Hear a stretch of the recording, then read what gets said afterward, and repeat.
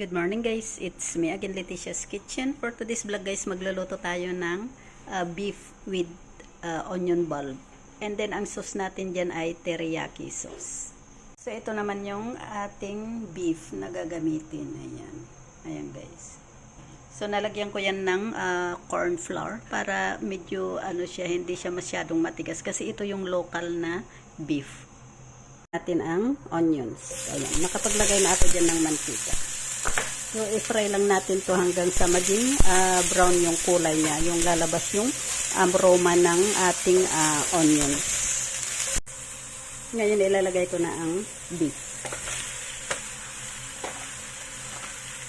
Ayan. Kasi yung natin, onions natin ay naging brown na siya. So, ilagay na natin ang beef.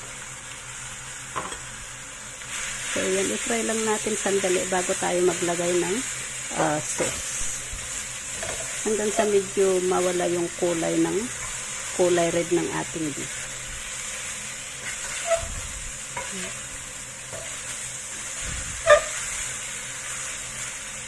Sauce. Ito yung Japanese sukiyaki sauce. And then maglalagay din tayo ng pamienta. Yung durog na pamienta. And then kaunting tubig. Ayan, so haluin na natin.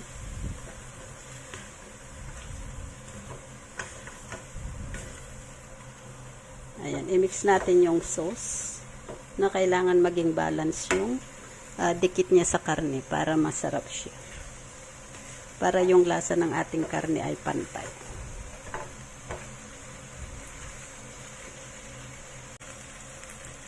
Wow, maraming kanin na maubos na ito guys.